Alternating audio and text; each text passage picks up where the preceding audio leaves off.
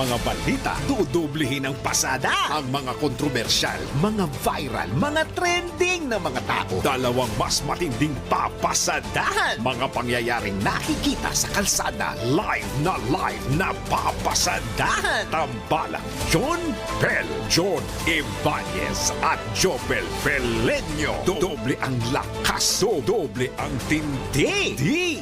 DWIZ Pasada Balita sa DWIZ News, DWIZ News TV at Aliw Channel 23 at sa digital channels ng DWIZ. Huwag magpapaiwan para huwag maunahan. Pasada Balita.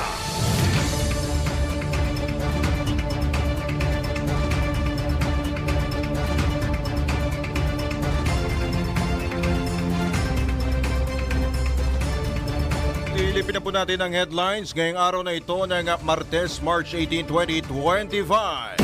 Pasada Balita. Sa gitna na posibleng paglabas ng arrest warrant ng ICC, Senador De La Rosa handang protektahan ng Senado. Pasada Balita. Umalat na balitang may inilabas na TRO o Temporary Restraining Order sa pag-aresto kay dating Pangulong Duterte iimbestigahan ng Korte Suprema. Pasada Balita. Good news para sa mga mananakay, operasyon ng MRT pinalawig ng DOTR. Pasada Balita. Cash remittances ng mga overseas Filipino worker noong Enero tumaas. Pasada Balita. Sa balitang pangkalakalan, 2 trilyong pisong utang noong 2024 na bayaran na ng Pilipinas. Pasada Balita. Balita sa ibayong dagat, US President Trump at Russian President Putin nakatakdang magpulong ngayong linggo. Pasada Balita.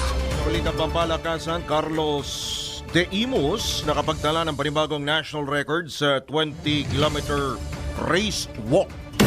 Pasada Balita. Mga pagkaing makatutulong upang makatulog ng mahimbing. Alamin para yan sa ating Pasada Balita. News at ito naman sa balitang showbiz. Sa mga nanonood po ng Game of Thrones, sa mga fan po ng Game of Thrones actor Ian Glenn pasok sa cast ng biopic movie na Quezon. Tambalang John Pel, John Ibanez at Jopel Pelenyo. Pasada Balita. Sa oras na 4 sandali makalipas ang ika-6 na ng morning ngayong araw na ito ng Martes, sa ngalan po ni John Ibanez, inyo po makakasama sa Pasada Balita. Drew Nasino, Jopel Pelenyo. Pasada Balita.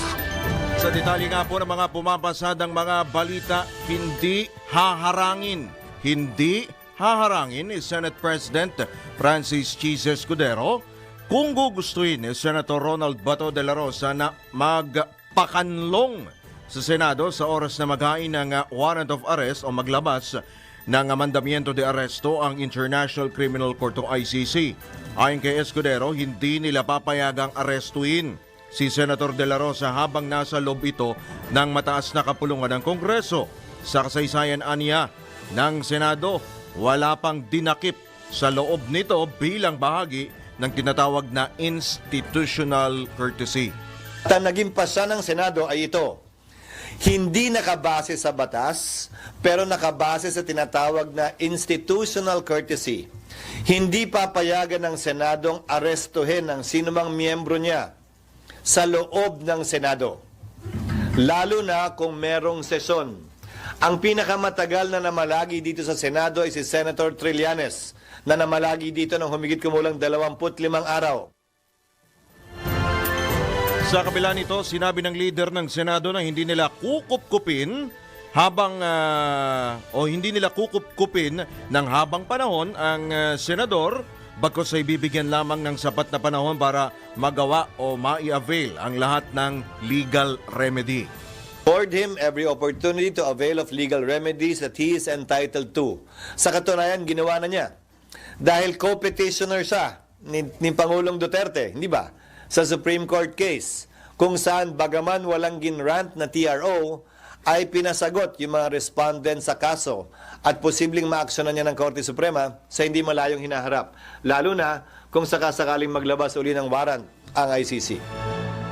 Yan po bahagi ng pahayag ni Senate President Francis Cheese Escudero. Pasada Balita.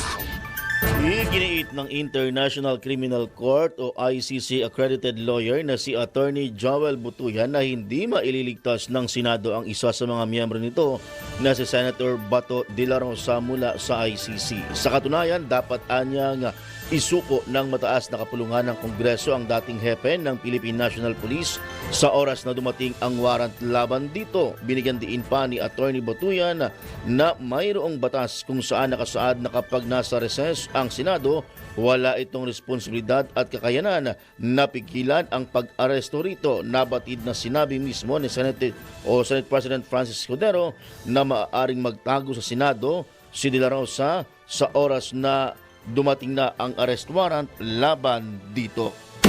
Pasada Balita. Ilinaw naman ng Philippine National Police na wala silang planong pangunahan ng International Criminal Police Organization o Interpol sa paghahabol ng iba pang sangkot sa madugong gyera kontra droga ni dating Pangulong Rodrigo Duterte. Gayunman tiniyak ni PNP spokesperson Brigadier General Jean Fajardo na handa ang pulisya na magsilbi ng arrest warrant kapag nailabas na ito alinsunod sa kanilang legal na obligasyon. Po ng ating tulong ng Interpol ay may intindihan po yon. Kung meron man pong dapat makaintindi ay ito nga pong sinasabi niyo mga personalidad na mga dating naging hepe ng Philippine National Police na alam po nila na bilang miyembro po ng International Criminal Police Organization, we have a legal obligation to render courtesy also sa kanila. Ay rally naman anya ng pulisya ang maximum tolerance sa oras na ilabas ang arrest warrant laban kina Senador Ronald Bato de la Rosa at retired PNP Chief Oscar Albayalde. Hopefully po, kung darating ang pagkakataon na ahantong po nga tayo sa pag-serve po ng warrant ay dadaanin pa rin po natin ito sa may mahinahon na pakiusap at hindi natin nahayaan na mag-prevail po yung kaguluhan at we will exercise maximum tolerance pa rin. Yan po ang tinig ni PNP spokesperson Brigadier General Jean Fajardo sa panayam ng DWIZ. Pasada Balita. Hinukay ni dating Pangulong Rodrigo Duterte ang kanyang sariling libingan nang ideklara ang kanyang palisiya para patayin ang mga drug criminals sa panahon ng kanyang administrasyon. Ganito inilarawan ni Attorney Joel Butuyan ang sitwasyon ng dating Pangulo na ngayon naharap sa Crimes Against Humanity sa International Criminal Court. Ayon kay Attorney Butuyan, isa sa 5 Filipino ICC accredited lawyers at Pangulo ng Central Law, ang dating Pangulo mismo ang nagbigay umano ng ebidensya na maaring magresulta sa kanyang conviction. Si dating Presidente Duterte rin aniya na mismong akusado ang pinakamalaki, matibay at mahalagang testigo ng prosekusyon. Idinagdag pa ng Central Law President na ang application for warrant na ginawa ng ICC prosecutor, koleksyon ng mga testimonya at pag-amin dating Pangulong Duterte, kabilang na ang paghimok sa mga pulis na pumatay ng drug suspect at pangakong pabuya at promosyon sa mga ito. Ipinunto pa ni Attorney Butuyan na magmamarka sa kasaysayan ng kaso ng dating Pangulo bilang international case kung saan ang akusado mismo ang dahilan ng kanyang sariling conviction. Pasada Balita. Pagkay pa rin yan, iimbestigahan at pananagutin naman ang Korte Suprema ang mga nasa likod ng mga balitang naglabas ito ng temporary restraining order kaugnay sa pagkakaaresto kay dating Pangulong Rodrigo Duterte. Bukod dito, inihayag ni Supreme Court spokesperson Attorney Camille Ting na iimbestigahan din nila ang mga social media post na nagsabing inanunsyo ng SC ang pagtanggap ng petisyon na humihiling ng pagbibitiw ni Pangulong Ferdinand Marcos Jr. Matatandaang bago ilipad patungong The Hague, Netherlands ang dating Pangulo, lumutang ang ilang post na nagsasabing pinagbigyan ng kataas-tasang hukuman ang hirit ni na dating Pangulong Duterte at Senator Ronald De La Rosa na harangin ang pag-aresto o paghuli sa dating presidente. Hiniling din ng petitioner sa korte na mag-issue ng temporary restraining order o TRO para pigilan ang pakikipagtulungan ng gobyerno ng Pilipinas sa International Criminal Court at iba pang foreign law enforcement agencies. Pinapaalala naman ni Attorney Ting ang publiko na maging maingat sa pagbabahagi ng mga unverified information at i-fact check muna ang mga nababasa o nakikita bago paniwalaan o i-share sa social media. Pasada Balita. Lumang ginamang magkomento ang Office of Solicitor General kaugnay sa mga petisyon ng mga Duterte para sa habeas corpus hinggil sa pagpapalaya kay dating Pangulong Rodrigo Duterte. Sa isang manifestation, iginiit ng OSG ang posisyon nito na walang jurisdiksyon ang International Criminal Court sa Pilipinas kung saan binanggit ang pagkalas ng bansa mula sa Rome Statute noong March 2019. Kaugnay nito, binigyan diin ng OSG na hindi sila kumakatawan sa mga respondent ng kaso at patuloy na hindi makikilahok sa usapin. Matatandaang naghain ng petition for habeas corpus ang pamilya ni Duterte kung saan kabilang sa mga pinasasagot sina Solgen Menardo Guevara, Executive Secretary Lucas Bersamin, Justice Secretary Jesus Crispin Remulla, Philippine National Police Chief General Romel Francisco Marbil, BI o Bureau of Immigration at Militar. Si Solgen Guevara ang dating kalihim ng Department of Justice ni dating Pangulong sa administrasyon ni dating Pangulong Duterte at isa sa mga kumuha ni kay Pangulong Ferdinand Marcos Jr. sa gabinete. Pasada Balita. Oras na 13 sandali makalipas ang ika-6 na ng morning. Sa iba pang paksa ng mga balita, ito good news ho para sa mga mananakay, para ho sa mga tumatangkilik ng MRT3, lalo po yung mga bumabiyahe sa kabaan po ng EDSA. Ipinag-utos na ni Transportation Secretary Vince Dizon sa pamunuan ng MRT3 na palawigin ang operasyon nito tuwing gabi ng kahit isang oras at mag-deploy ng karagdagang tren tuwing peak hours. Ginawa ng kalihim ang pahayag matapos inspeksyonin ang nasabing railway system kahapon. Walang nabanggit na petsa kung kailan ito ipatutupad. Batay sa kasalukuyang schedule, umaalis ang unang tren sa North Avenue Station, sa QC po yan, tuwing alas 4:36 ng umaga. Tuwing weekdays, alas 4:37 naman ng umaga tuwing Sabado, habang alas 4:38 ng umaga tuwing Linggo. Maalis naman ang huling tren sa North Avenue ng alas 9:30 ng gabi at Taft Avenue ng alas 10:09 ng gabi tuwing weekdays po ito. Sinabi ng DOTR na titiyakin din ni Secretary Dizon na pabibilisin ang pila ng mga pasahero sa tren, mas aayusin ang pagpasok at paglabas ng mga ito, gayon din ang pagpapatupad ng iba pang hakbang para sa mas maayos na biyahe ng publiko. Pasada Balita. Epektibo na ang panibagong rollback sa mga produktong petrolyo. Inanunsyo ng Caltex, Clean Fuel, Jetty, Petrogas, PTT, Sea Oil at Shell ang 40 sentimong bawas presyo sa kada litro ng kerosene, habang 20 sentimo naman ang naging pagbaba sa presyo ng kada litro ng diesel. Wala namang paggalaw sa presyo ng kada litro ng gasolina. Ipinatupad ang mga nabanggit na kumpanya na lang isang rollback kaninang alas 6 ng umaga, maliban sa Clean Fuel na magsisimula mamayang alas 8 o alas 8:01 ng umaga. Sa sinasabing isa sa dahilan ng price adjustment ang inaasang pagdagdag ng Organization of the Petroleum Exporting Countries o OPEC ng supply, habang nanatiling mahina ang demand ng langis. Pasada Balita. Full tank na ho mga motorista. Yan, gusto ko yan ha. Pero kapiranggot lang. Paring Jopel, kakapiranggot lang yung rollback. Tapos kapag nagdagdag naman ay laki. Minsan maabot ng piso pag mga big time po yung price increase. And hopefully, sana magtuloy-tuloy. Umaasa po ang taong bayan na magtutuloy-tuloy po ang pagmumura pala ng presyo ho ng mga produktong petrolyo. Pambawi nila Pambawi, to. hindi. Pambawi dahil Actually, napakainit ng issue eh. Ang tagal ng problema yung sa langis na yan eh. No? Pero asahan mo, Ay, nako. pag nagtaas yan, serye yan. Ay, nako. Eto pa. Speaking of, dineclare na ba ang tag-init? Wala pa. Tag-init lang ho ng pulso, ng bugso ng damdamin. Mga tag-init talaga. Sige, alamin ho muna natin kung idedeklara na ho ba ngayong linggo or sa mga susunod pang araw ang pagsisimula po ng tag-init. At nasa kabilang linya po natin ang pag-asa sa katauhan po ni Binibining Veronica Torres. Magandang morning, Veronica.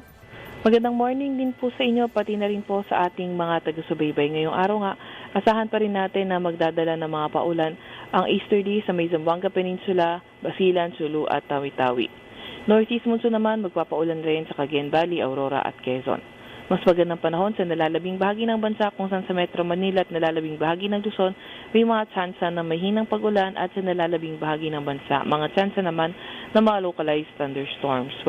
Meron pa rin tayong nakataas na gale warning sa Ilocos Norte at ilang bahagi ng Ilocos Sur. Kaya kung maaari ay huwag munang pumalaot sa mga lugar na iyan dahil magiging maalon hanggang sa napakaalon ng karagatan. Ngayong araw rin naman ay wala tayong namomonitor na low pressure area or bagyo sa loob or malapit sa ating Philippine Area of Responsibility. Sa Metro Manila naman or sa may Quezon City, tinatayan nating posibleng heat index ay umabot ng 36 degrees Celsius. At yan nga muna ang pinakahuli sa lagay ng Veronica? ating. Yes po. Yung wala pa bang, hindi pa ba nagsisimula officially yung tag-init base doon sa inyong mga aparato? Po, sa ngayon po ay hindi pa rin naman po natin na hindi pa rin po tayo nagdedeklara ng dry season or nagto-terminate ng amihan po. Pero last year, kumpara nung last year, ano ang expect natin? Ano ang sa tansya ng pag-asa? Mas magiging mainit ba ngayong taon kumpara nung isang taon? Opo, base nga po sa assessment na ilan nating climatologists, possible na mas mainit yung naging last year compared to this year. Pero titinan pa rin po natin yung ating mga datos. Alright, sige. Maraming salamat, Veronica. Salamat rin po. Right, magandang morning sa mga taga-Pag-asa.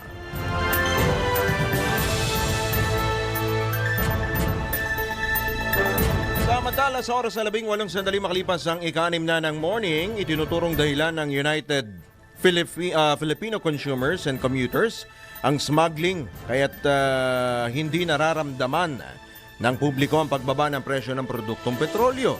Ayon kay UFCC President RJ Javeliana, kailangan na ng interbensyon ng pamahalaan sa nasabing problema ng mga Pilipino. Bukod kasi anya sa ipinapatong na presyo tuwing binabiyahe ang mga produkto, mayroon ding mga polisiya na hindi pinapatupad para sa proteksyon ng mga consumer.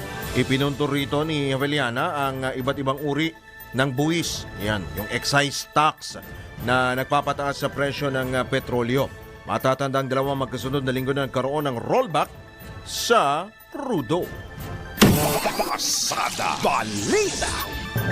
Tumaas ng 2.9% ang money remittances mula sa mga overseas Filipino noong Enero. Ayon sa Bangko Sentral ng Pilipinas, umabot sa $2.92 billion ang cash remittances sa buwan o sa nasabing buwan na mas tumaas kumpara sa $2.84 billion noong January 2024. Gayunman, mas mababa ito kumpara sa $3.38 billion na naitala noong December 2024. Nanatiling top source ng remittances ang United States na umabot sa 41.2%, habang 7.5% naman sa Singapore, 6.6% sa Saudi Arabia, 5.7% sa Japan at 4.7% naman sa United Kingdom. Batay pa sa datos, tumaas din ang halaga ng personal remittances sa $3.24 billion noong Enero kumpara sa $3.15 billion na naitala sa kaparehong panahon noong nakalipas na taon. Pasada Balita. Alright, sa pagkakataon ito, tanggap po tayo ng pag-uulat mula sa labas ng himpilan. Ngayon pa rin po ito sa kaliwat kanan pong mga aktibidad ng mga taga-suporta ni dating Pangulong Duterte pagiging mahinahon at pagsusuri sa kung ano ang totoong impormasyon sa hindi dapat mangibabaw sa gitna ng mga naturang aktibidad. Patrol 13 Gilbert Perdes sa detalye.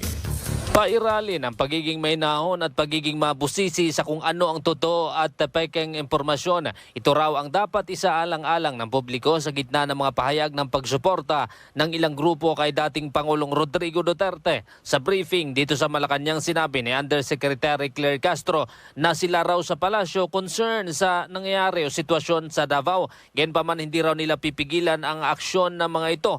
Anya, Pilipino ang mga taga Davao at karapatan ng mga ito na magpahayag ng kanilang saloobin at suporta sa dating Pangulo. Gayunpaman, mainam niya na maging mapagmasid at mapanuri sa mga pinaniniwala ang impormasyon sa kasalukuyan.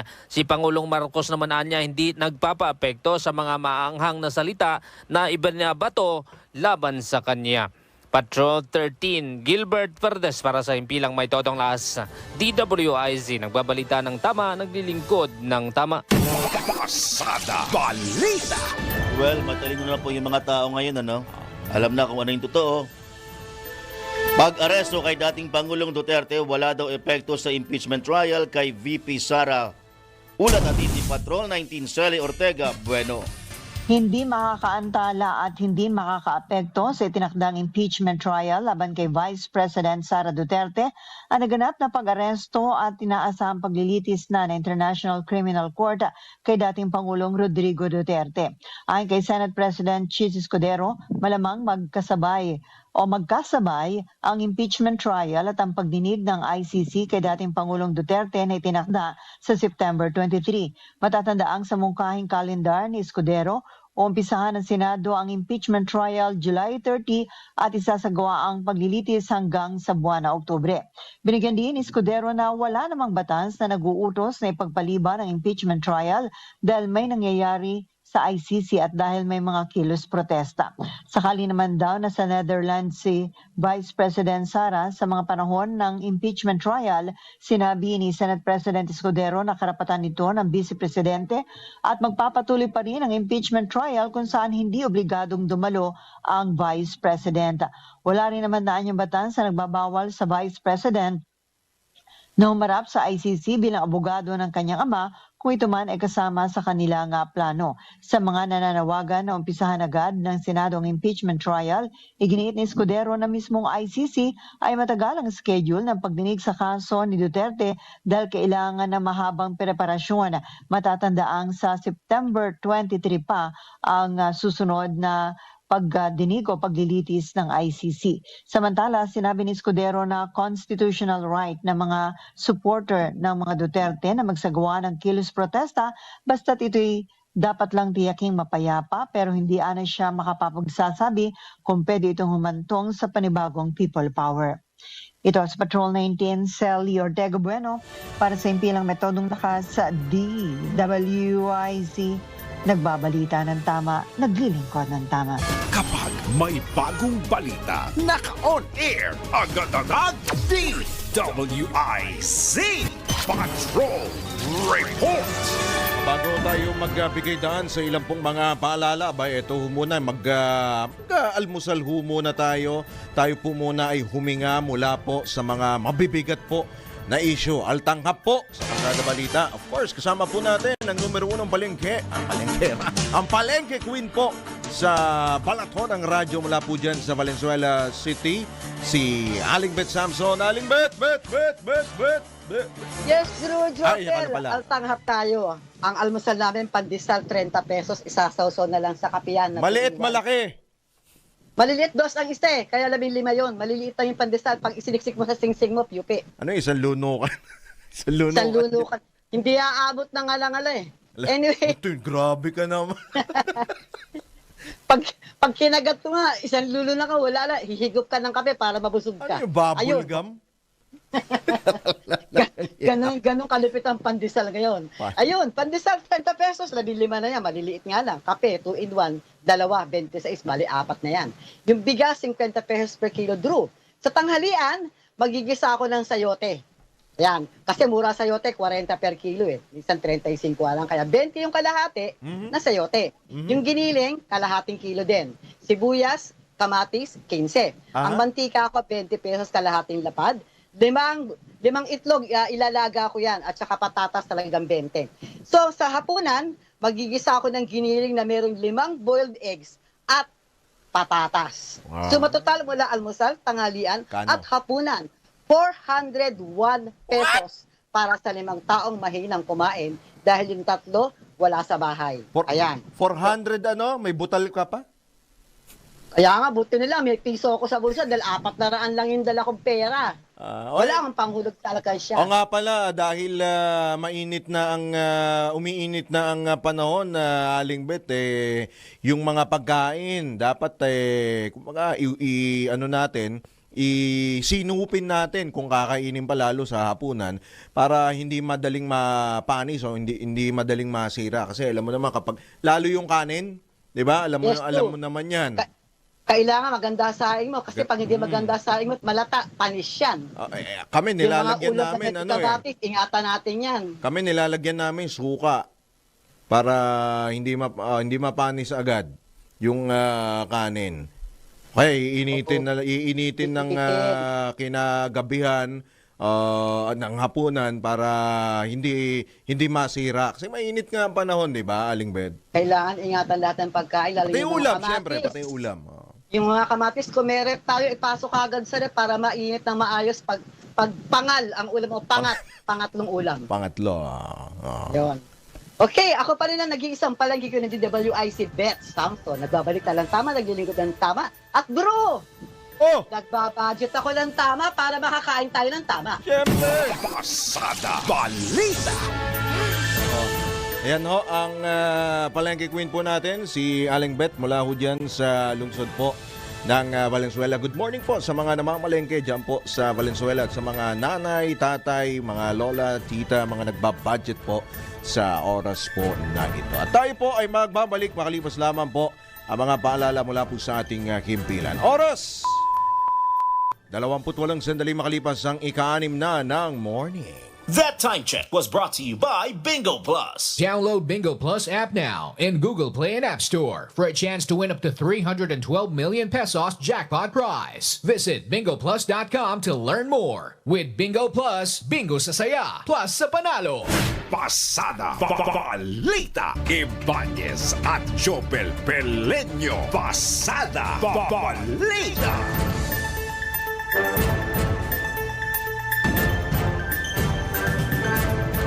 Sa oras po, naganap ng alas 6:32 na ng umaga sa pagpapatuloy pa rin po ng ilang pa mga balita. Tanggap pa tayo ng report. Palasyo nanawagan sa mainstream media na tumulong sa kampanya kontra fake news. Nagbabalik si Patrol 13 Gilbert Perdes. Hiningi ng Malacanang ang tulong ng mainstream media upang masawata ang pagkalat ng fake news. Kaugnay pa rin ito sa patuloy na paglipanan ng mali at hindi totoong impormasyon na may kaugnayan sa pagkakaresto kay dating Pangulong Rodrigo Duterte. Sa briefing dito sa Malacanang, sinabi ni Undersecretary Claire Castro na dahil sa kredibilidad ng mainstream media, madali nilang ma-fact check ang mga impormasyon na lumalabas sa social media ukol sa fake news at upang maputol na rin ito. Kaugnay nito, pinag-aaralan na rin daw ng palasyo na panagutin ang mga nagpapakalat ng maling impormasyon. Patrol 13, Gilbert Perdes para sa Himpilang May Todong Laas, DWIZ. Nagbabalita ng tama, naglilingkod ng tama. Kapag may bagong balita, naka-on air, agad-agad, DWIZ. Patrol Report. Isa pang pag-uulat mula sa labas ng himpilan, Senator De La Rosa hindi daw manlalaban sa mga pulis na magsisilbi ng warrant of arrest laban sa kanya. Ulat atid ni Patrol 19 Sally Ortega Bueno. Hindi daw manlalaban si Senator Ronald Bato de la Rosa sa mga dating subordinate sa PNP sakaling sila ang magsilbi ng warrant of arrest laban sa kanya. Ayon kay de la Rosa, hindi siya makikipagbarilan sa mga dating kasamahan dahil walang saysay kung manlaban pa siya. Makikipag-usap at makikipagdiskurso lang daw siya ng konti sa mga pulisa na maaaring magsilbi ng warrant of arrest sakaling issuean na din siya ng International Criminal Court o ICC. Kapag anya pinilit ng mga pulis na kailangan siyang dalhin sa ICC sa The Hague, Netherlands, handa siyang sumama dahil ayaw naman daw niya na maging miserable pa ang buhay ng kanyang pamilya. Una rito, sinabi ni De La Rosa na hilingin niya kay Senate President Chis Escudero na wag muna siyang isuko habang hinihintay pa resulta ng mga legal remedy na sinisikap nilang i-avail. Ayon kay Escudero, nagkausap na sila ni Senator De La Rosa kung saan binanggit niya kung paano pinayagan na magkanlong pansamantala sa Senado ang ilang senador na naisyuhan din ng warrant of arrest. Hindi anya pinapayagan na maaresto ang isang senador na nasa gusali ng Senado dahil sa tinatawag na institutional courtesy. Ito sa Patrol 19, Cel Ortega Bueno, para sa impilang metodong lakas sa DWIZ, nagbabalita ng tama, naglilingkod ng tama. Kapag may bagong balita, naka-on air, agad-agad, DWIZ Patrol Report. Kaugnay pa rin po ng balitang yan. Tayo po ay patuloy din po nakikipag-ugnayan sa panig po ni Senator Ronald De La Rosa para po sa masagot yung mga issue po na yan. And speaking po doon sa pag-aresto kay dating Pangulong Rodrigo Duterte, iimbestigahan na sa Huwebes po ito ang ginawang pag-aresto ng International Criminal Court o yung paglabas po ng warrant of arrest at pag-aresto ng Interpol kay dating Pangulong Rodrigo Duterte. Ayon kay Senate Committee on Foreign Relations Chairperson Amy Marcos, ipasisiyasat niya ang pag-aresto sa dating Pangulo dahil nagiging sanhi na ito ng matinding pagkakawatak-watak ng bansa. Mahalagaan niyang makita kung nasunod ang tinatawag nga po na due process sa pag-aresto kay Duterte at tiyakin na hindi lang itinaguyod kundi naprotektahan din ang mga legal na karapatan ng dating punong ekotibo. Iginit pa ng senador na kailangang masagot ang isyong ito upang maitaguyod ang jurisdiksyon ng bansa at linawin mga panuntunan na sumasaklaw sa mga law enforcement agencies at ang kanilang ugnayan sa mga international tribunals.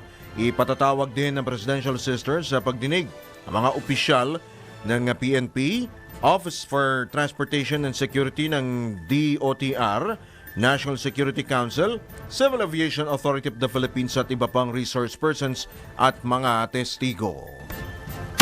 Pasada Balita. Iginagalang naman ng Malacanang ang hakbang ni Senator Amy Marcos na paimbestigahan sa Senado ang ginawang pag-aresto kay dating Pangulong Rodrigo Duterte.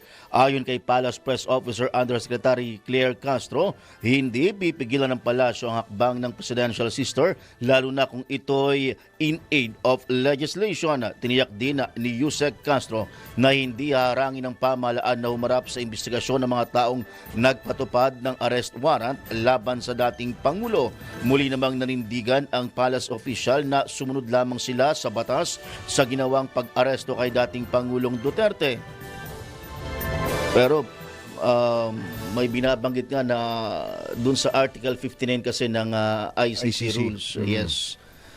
Kinakailangang dumaan muna sa Korte ng Pilipinas yung arrest warrant. Ang problema doon, yun ang sinasabi ng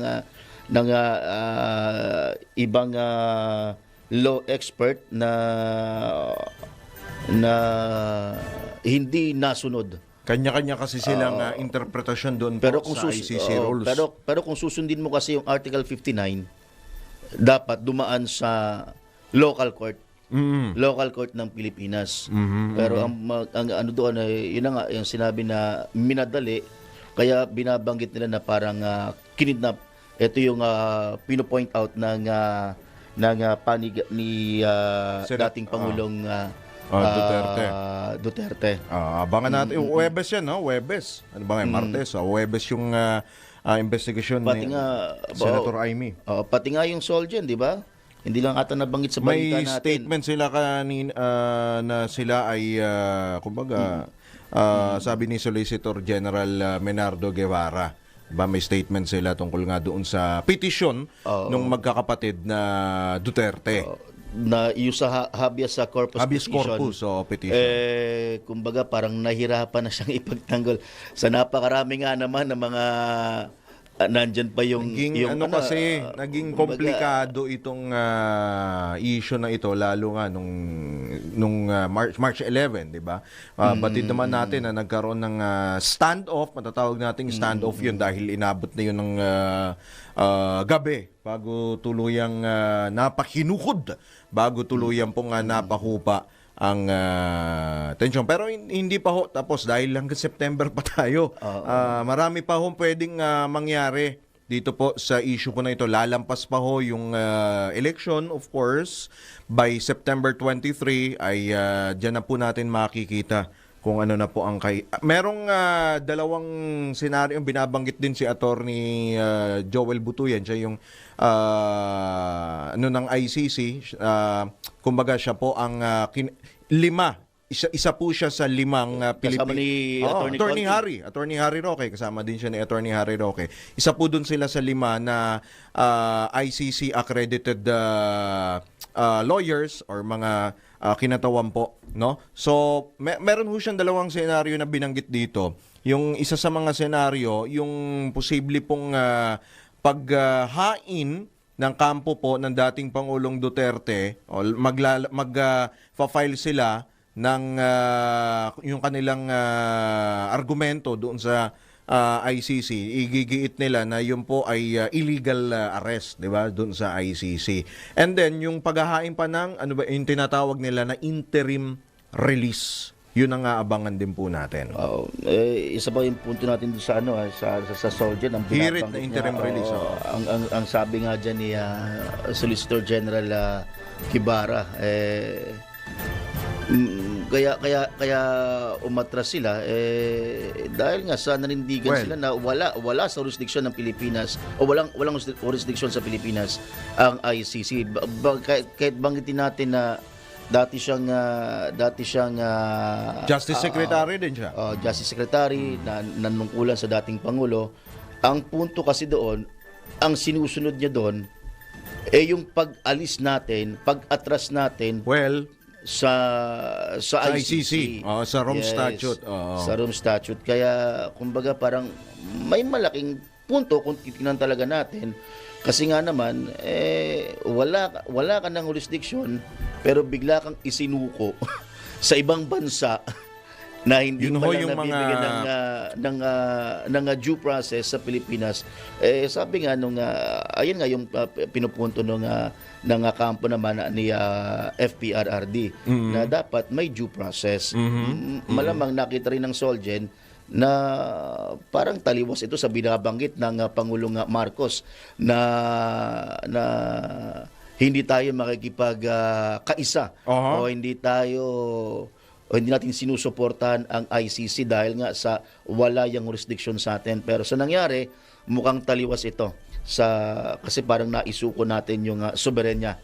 Ayan yung laging binabanggit. And of course, may dagdag lang natin, Jopel. Mahalaga ho rito yung payag din po ng magiging payag ng Supreme Court, 'di ba? Alam naman natin pag sinabing Supreme Court, yan po ang Court of dito sa Pilipinas, Court of Last Resort 'yan.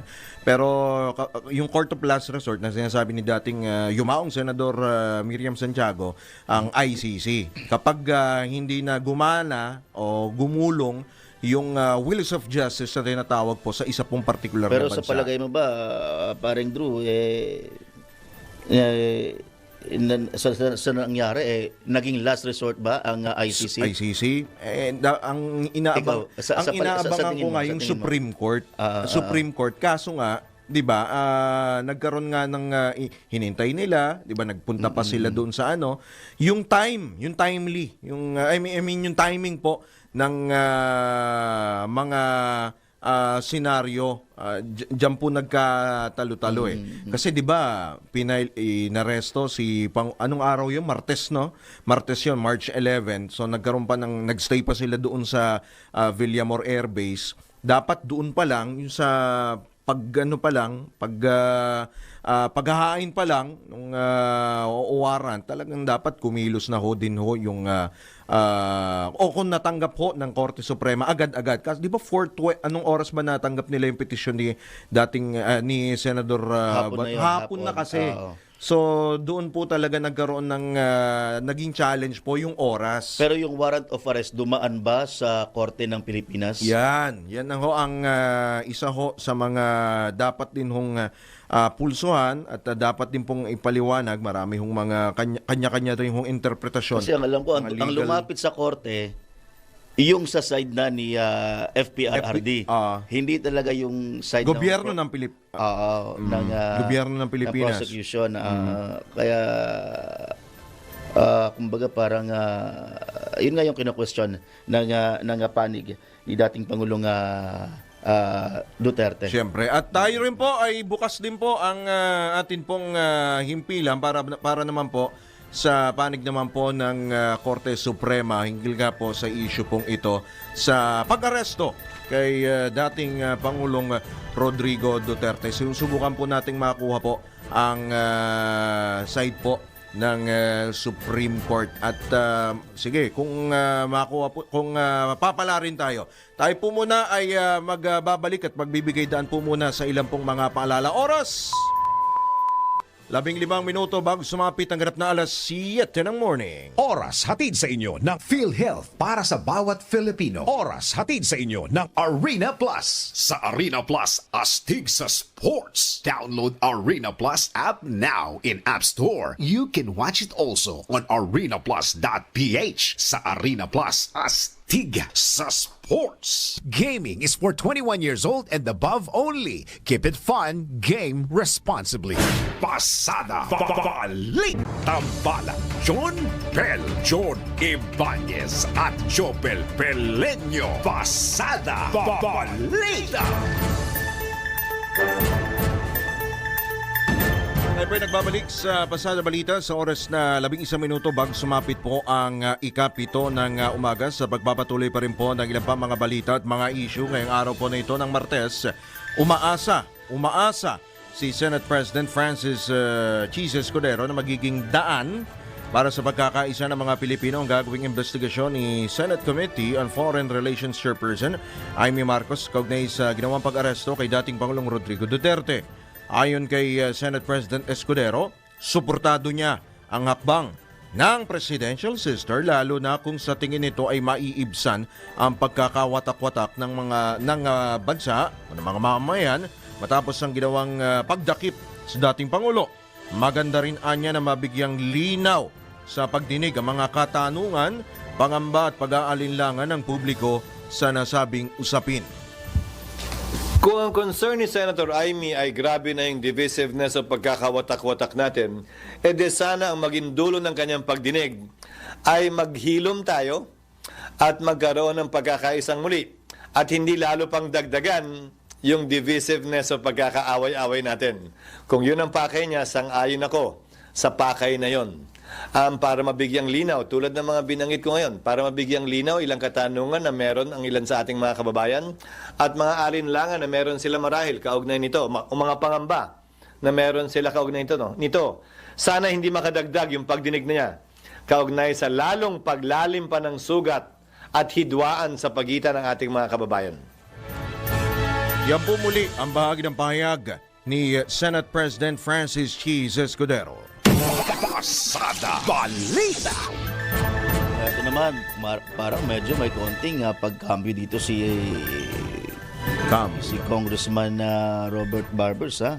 Kasi yung mga Surigao noon, nagpapakita na ng suporta sa dating Pangulo. Mindanao yan. Nanindigan si House Quadcom Committee overall leader chairman Representative Robert H. Barbers na hindi magbibigay ng anumang dokumento o ebidensya ang kanyang komite sa International Criminal Court kaugnay sa mga naging investigasyon sa war on drugs campaign ng nakaraang administrasyon. Kasunod ito ng paglilitis ng ICC kay dating Pangulong Duterte dahil sa crimes against humanity makaraang ipatupad ang madugong kampanya kontra droga kung saan sinasabing libo-libong biktima ang namatay. Pero lumalabas sa social media ngayon na may ilan sa mga biktima doon, 2024 lang namatay.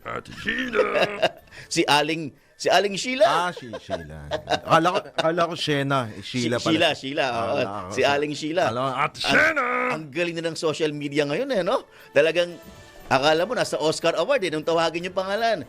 And the nominee for Best Actress. O ba? Sheila. Biglang tumayo si Aling Sheila. Si Sheila. Tapos may isa pang hazing victim Oh, na tapos may hazing doon. hindi naman nasawi sa sinasabing EJK. Aba, kasama rin doon. Aha. Binigyan din ni Congressman na Barbers na bukod sa hindi obligado ang komite na isumite ang mga dokumento at salaysay mula sa mga testigo dahil hindi na miyembro ng ICC ang Pilipinas, hindi rin maaaring maglabas ng subpina sa komite para sa mga dokumento. Samantala, sinabi pa ng Surigao Solon na walang kaugnayan ang umiiral na contempt order ng komite laban kay Attorney Harry Roque sa pagiging legal counsel nito kay dating Pangulong Duterte. Mayroon lamang aniyang bisa sa Pilipinas ang contempt order at hindi maaaring ipatupad ng Interpol. Pasada Balita. Kumbinsido si House Quadruple Committee Senior Member at House Assistant Majority Leader Jay Kong-hun na masisiwalat sa paglilitis ng International Criminal Court kung paano pinagsamantalahan ng nakarang administrasyon ang kampanya kontra illegal na droga para makalikom ng bilyon-bilyong piso. Ayon sa kongresista, batay na rin sa resulta ng mga nakarang investigasyon, mas nagmahal lamang ang presyo ng illegal na droga at ginamit ang kita nito sa mga pinagbabawal na negosyo gaya na lamang ng Philippine Offshore Gaming Operators o POGO. Ipinunto ng Zambales Solon na kung talagang giyera kontra droga ang nais ng nakarang administrasyon ay bakit hindi tinarget ang malalaking supplier ng shabu sa halip na small-time pushers. Iginit din ng mambabatas na tila hinayaan at nakinabang ang pamilya Duterte at mga malalapit na opisyal nito mula sa drug trade. Kasabay ng paggulong ng kaso, dating Pangulo isinusulong ng komite na sampahan ng kaso ang iba pang individual at personalidad na sangkot sa pagpapatupad ng drug war campaign. Pasada Balita. Nasa kamay ni Pangulong Rodrigo o Ferdinand Marcos Jr. ang desisyon kung sasali muli ang Pilipinas sa Rome Statute na siyang lumika sa International Criminal Court. Tugon ito ni Senate President Francis Escudero sa panawagan ng Human Rights Group at ng ilang kongresista na bumalik ang bansa sa ICC. Ayon kay Senate President Escudero, walang jurisdiksyon ang Senado sa usapin kundi ang Pangulo lamang bilang Chief Architect ng Foreign Policy. Sakaling magdesisyon si Pangulong Marcos na sumali muli sa ICC, back to zero aniya ang prosesong pagdadaanan nito kung saan didinggin muna ito sa Committee on Foreign Relations at saka pagdidibatihan at pagbobotohan sa plenaryo ng Senado. Desisyon ng executive yan. Ang papel lamang ng Senado ay mag-ratify ng treaty. Walang papel sa ating system of foreign policy at system ng saligang batas ang Senado kaugnay sa pagsali o hindi pagsali, pagpirma o hindi pagpirma sa anumang mga treaty o tratado. Si Senate President Francis Escudero. Pasada Balita. Naniniwala naman si dating Senior Associate Justice Antonio Carpio na itutuloy o wala nang makapipigil sa paglilitis ng International Criminal Court kay dating Pangulong Rodrigo Duterte. Legal man o hindi ang pag-aresto rito. Ayon kay dating Associate Justice Carpio, maaari itong questionin. Yun na, yung binabanggit namin. Maaari itong questionin ng legal team ng dating Pangulo sa susunod na pagdinig sa Setyembre. So sa Setyembre pa, maaring questionin. Gayunman, kukunin pa rin anya ng ICC ang jurisdiction kay Duterte dahil walang kinalaman ng International Court sa sinasabing illegal na pag-aresto sa dating Pangulo. Matatandang iginingit ni Attorney Salvador Medialdea, dating Presidential Executive Secretary, abogado ngayon ni dating Pangulong Duterte na kinidnap ang dating punong ekotibo ng arestuin ito sa bansa noong Marso 11. Pasada Balita. Malabong pansamantalang makalaya mula sa detention center ng International Criminal Court si dating Pangulong Rodrigo Duterte. Ito ang iginiit ni International Law Professor Attorney Romel Bagares kasunod ng hirit ng kampo ng dating Pangulo at mga taga-suporta nito na ibalik sa bansa si Duterte. Sa panayam ng DWIZ, sinabi ni Attorney Bagares na pag-aaralan pang mabuti ng korte ang hirit ng kampo ng dating Pangulo, lalo na't mabigat ang kinakaharap umanong kaso nito sa crime against humanity. Akong naalala na meron po actually na bigyan ng interim release, no, na may kasong kagaya nito, no, na involving a head of state, no. All right. At sa palagay ko, pag-aaralan ito ng mabuti ng korte dahil nga sa repercussions din, no, sa kaso mismo. Nilinaw naman ng abogado na hindi pa itinuturing na akusado si dating Pangulong Duterte. Sa katunayan, ito po yung kauna-unahang pagkakataon kung saan yung pong isang respondent. Dahil hindi po akusado ang Pangulo, ano? Magiging akusado po siya kapag nagkaroon na po ng desisyon yung korte na yung mga asuntong hinain sa kanya ay meron pong katuturan at dapat itong ilipat para magkaroon ng paglilitis. Yun po yung talagang magiging akusado na yung isang respondent. Samantala, naniniwala rin si Attorney Bagares na wala nang magagawa ang Korte Suprema sa kaso ng dating Pangulo. Doon din ko focus sa Pimentel versus Cayetano, kaya din naging moot and academic yung main question doon, yung kung tama ba yung ginawa ng Pangulo. Dahil nga po sa nagkaroon po ng effectivity withdrawal, so sabi ng Supreme Court, hindi na namin pwedeng bawiin yung ginawa ng rules ng ICC na pagdating sa pagkatapos ng isang taon na effective yung withdrawal. Wala na kami magagawa dyan. At sa palagay ko, yun din yung sasabihin ng Korte Suprema dito sa kasong nakahain sa kanila na na-file po ng kampo po ng dating Pangulo. At yan po ang tinig ni International Law Professor Attorney Romel Bagares sa panayam ng DWIZ. Tambalang John Bell, John Ibanez at Jobel Pelenyo. Pasada Balita. This is the news and information station of Aliw Broadcasting Corporation. Reaching and engaging every Filipino on air, online, and on ground. Ito ang bagong DWIZ 882. Nagbabalita ng tama, naglilingkod ng tama. Proud member of ALC Group of Companies.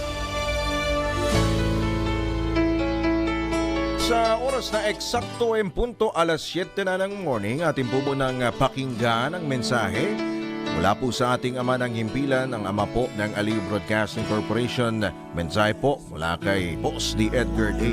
Cabal. Nature Month March. If the grass outside is green and yours is not, perhaps it's a reminder to water the grass you are standing on. Think good. Thank God. Thank God. Have a great day ahead. God bless you. Mensahe po. Tapos sa ating ama ng himpilan, ang ama po ng Aliw Broadcasting Corporation, of course, sa Boss D. Edgar A. Cabal.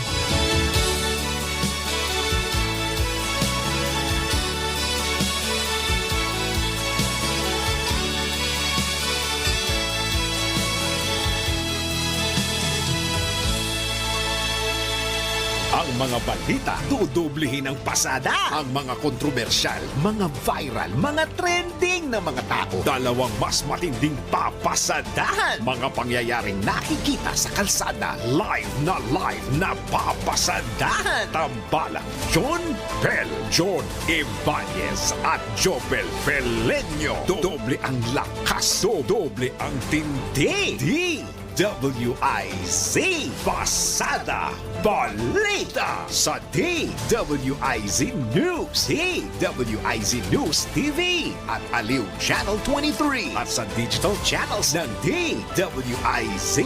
Huwag magpapaiwan para huwag maunahan. Pasada Balita. Balikan po natin ang headlines sa Pasada Balita. Pasada Balita.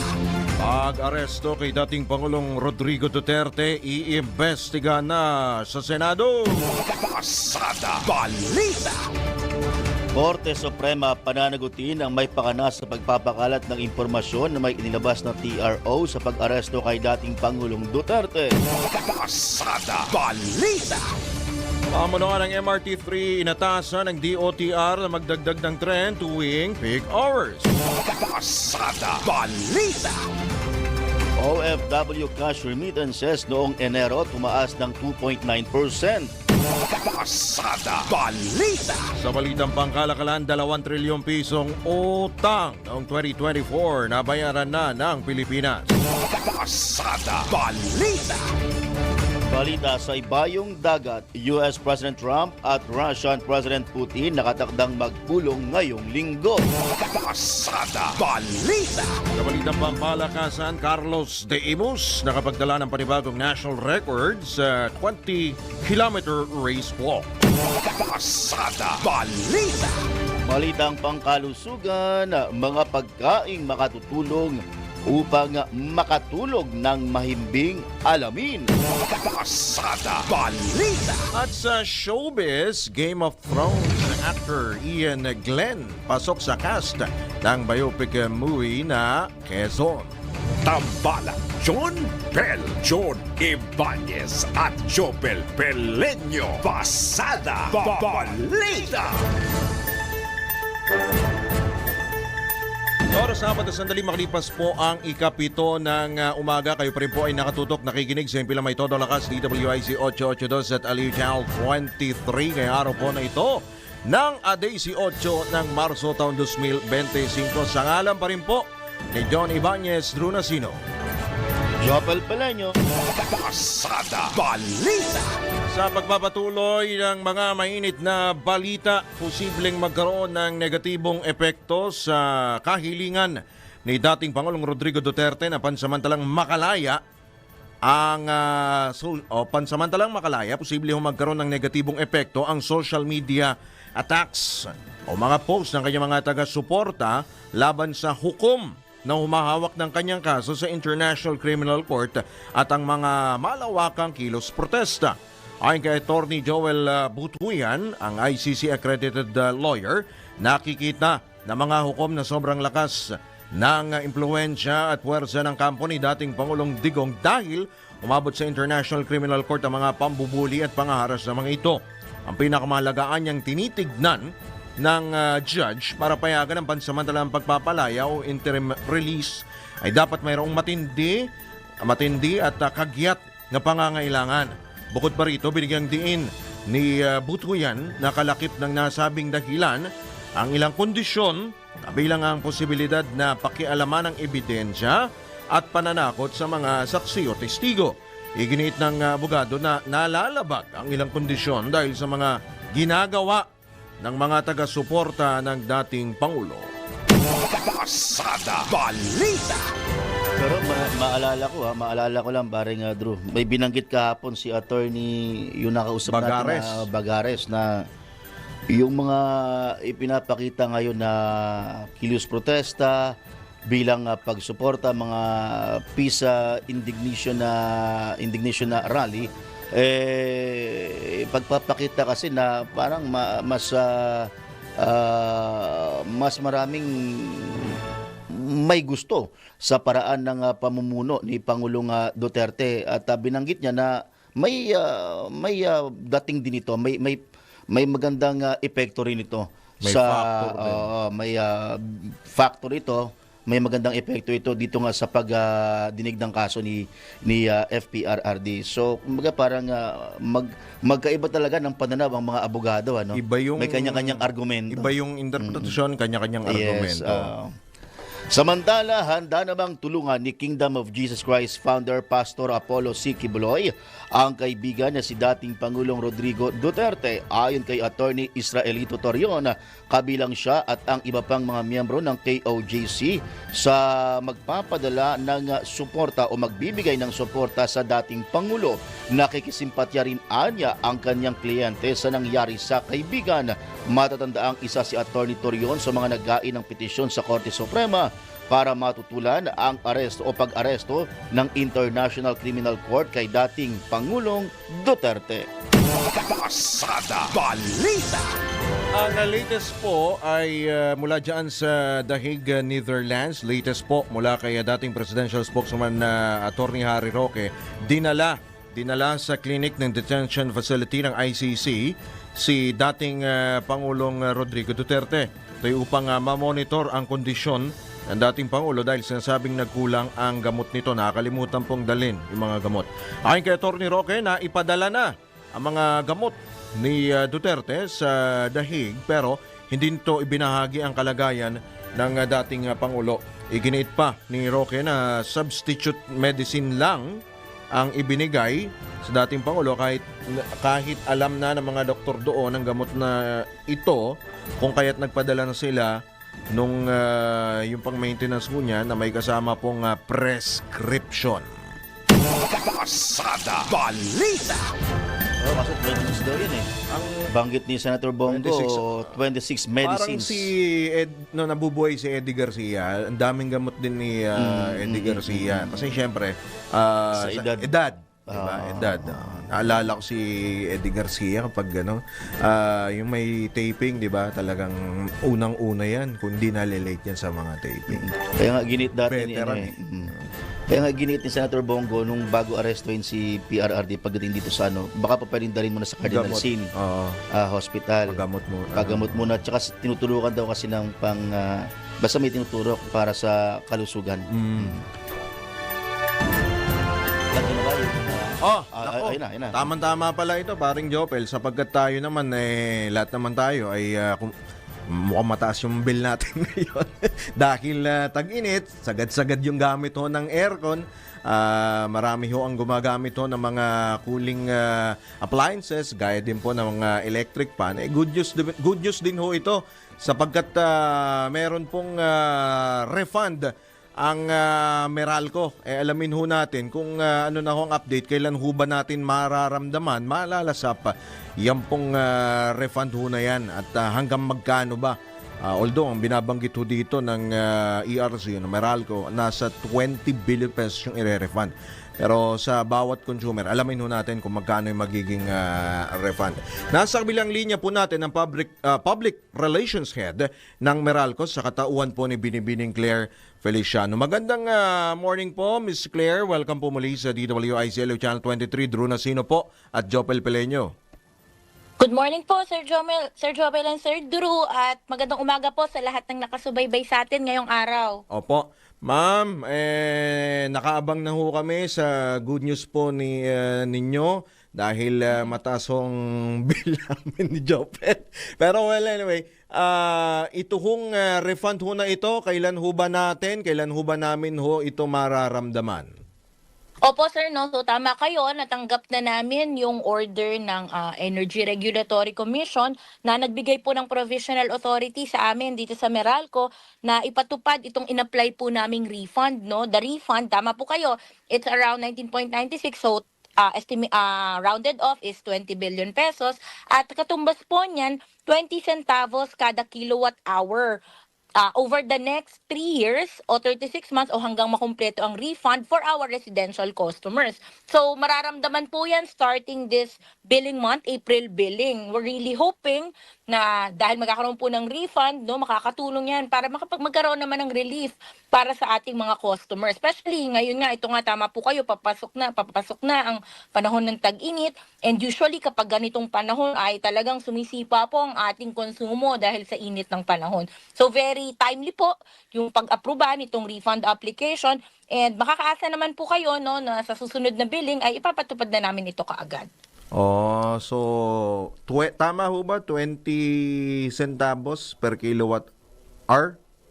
Yes sir, tama po kayo. 20 centavos per kilowatt hour yan for residential customers. For residential. It's higher po. Yes, tama po kayo. How about naman sa iba, yung halimbawa commercial? Opo, the average approved rate po, that's around 12 centavos per kilowatt hour and it's higher for our residential customers at 20 centavos per kilowatt hour. For commercial, it ranges po, depende kung anong customer segment sila. Pero most of them ay nandun din po sa around 12 centavos kada kilowatt hour. Again, mas mataas po sa residential customers at 20 centavos kada kilowatt hour. Alright, ma'am. Dahil may refund, at tama ho ba for 3 years? Yes, tama po kayo.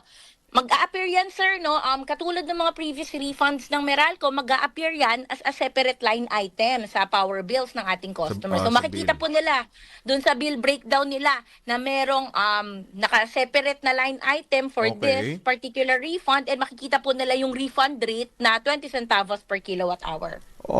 Pero ma'am, baka matabunan naman yung refund kung merong increase. Rate increase.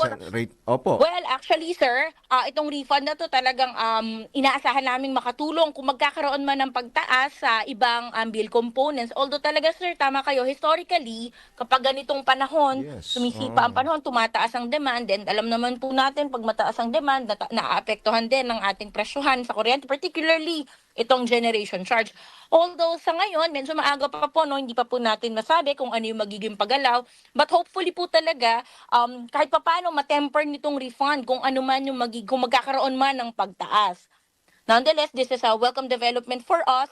And syempre, instead na isang malakihang pagtaas yan, ay kahit pa paano matatemper naman po ito ng refund. Dahil nga, yung 20 centavos, quite significant naman po yan. 20 centavos. So, for 3 years. Pero ma'am, meron pa ho kayong i-file ho na refund application after ho nito?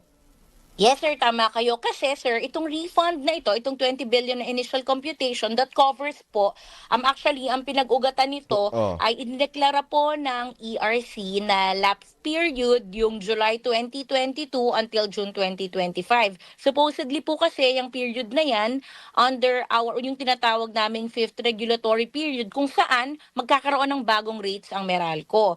So dahil hindi po natapos yung process, so hindi pa po nagbabago ng rates ang Meralco. In fact, sir, in the past 10 years, hindi pa po nagtataas ng rates ang Meralco.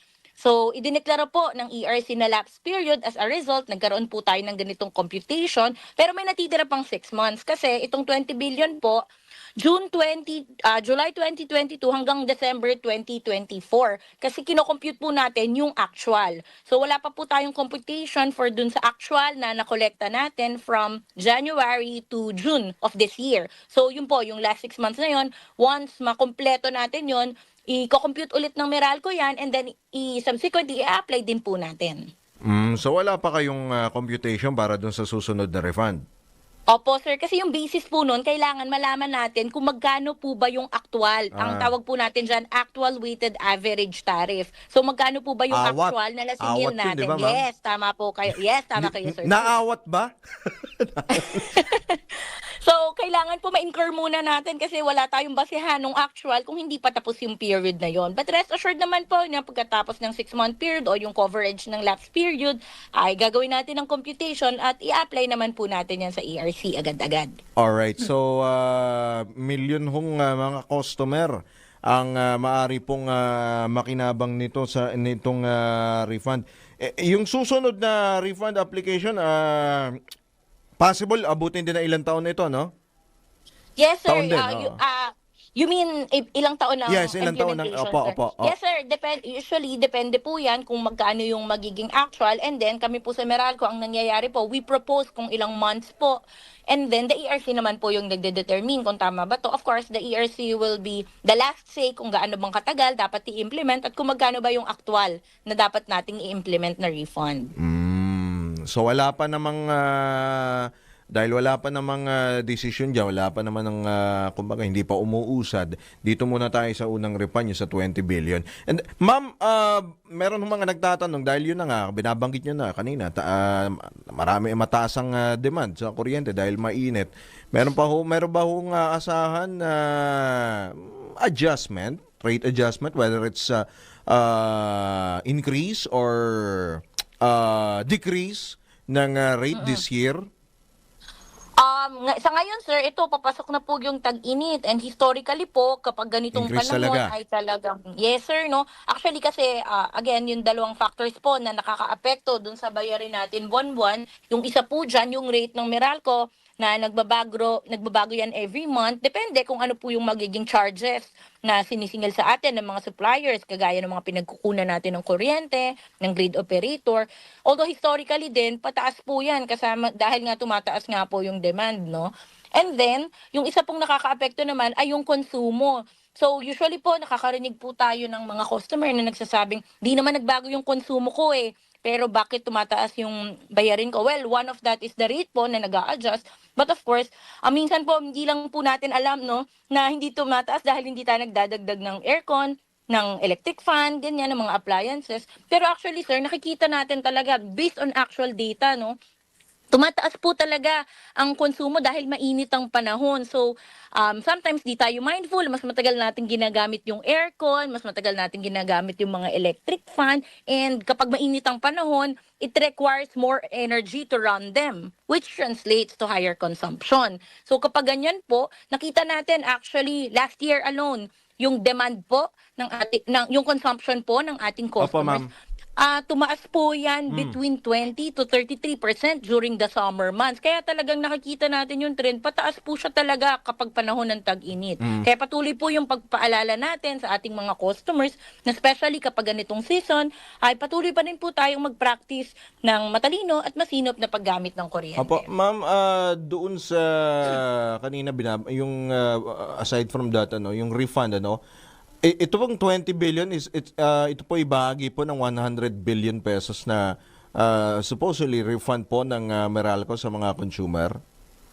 I think the 100 billion pesos that you were referring to was a different computation that was done by, ito po ay kiniklaim ng dating official ng ERC. Pero, I think he was referring to a particular period. Again, meron po tayo mga regulatory periods na tinatawag. Yung fourth regulatory period po, hindi tayo nagkaroon din ng rate reset during that time precisely because hindi nagkaroon ng rules, hindi po nagkaroon talaga ng rate reset during this period. As a result, parang ngayon po, nagkaroon po tayo ng computation kung magkano ba yung actual at saka yung approved distribution tariff na huling approved distribution tariff ng ERC.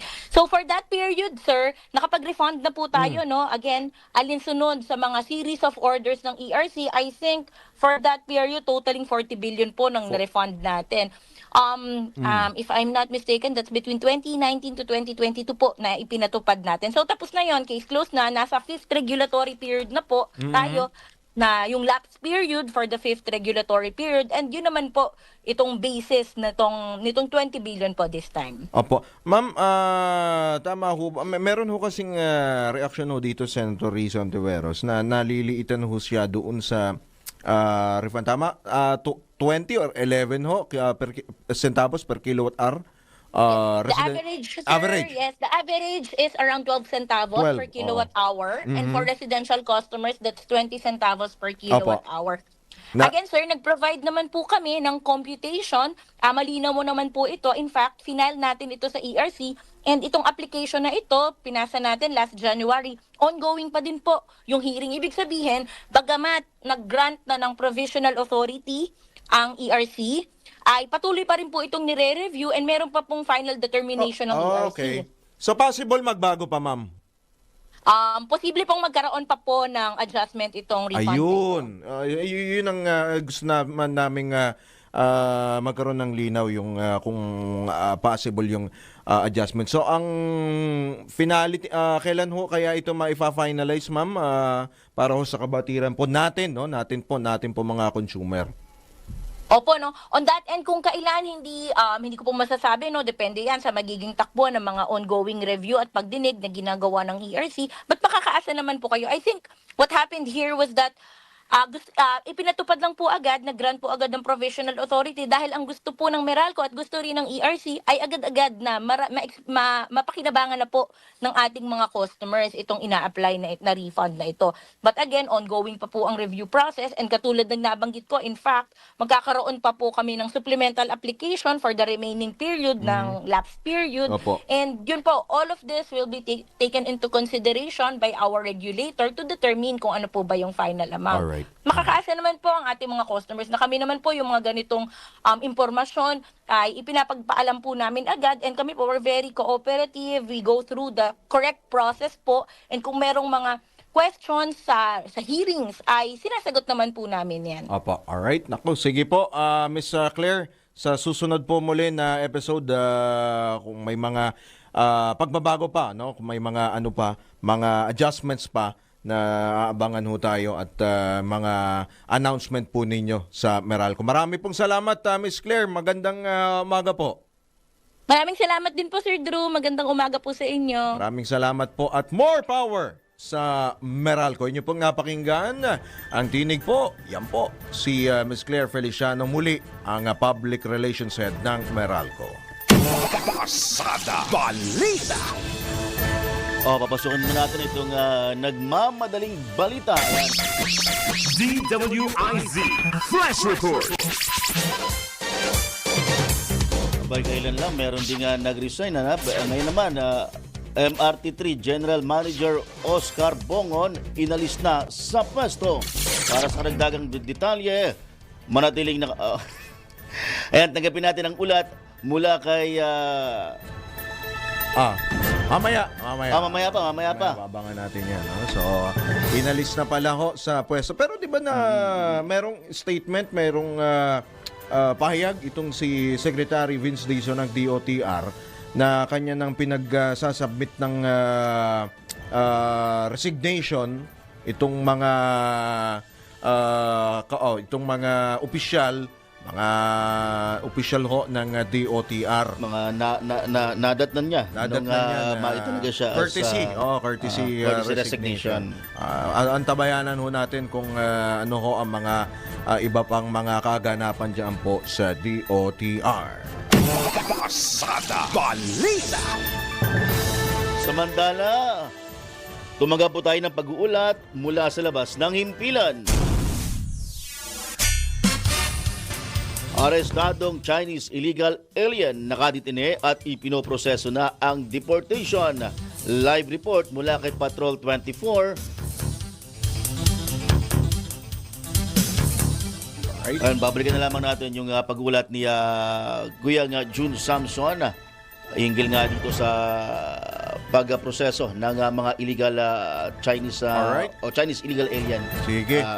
Babalikan natin yan maya-maya, paring Jopel, sapagkat tayo muna ay magbibigay daan po sa muli sa ilang pong mga paalala mula po sa ating himpilan. Oras!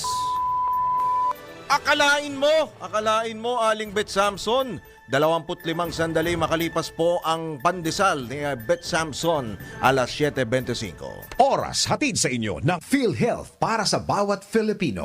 Pasada Balita.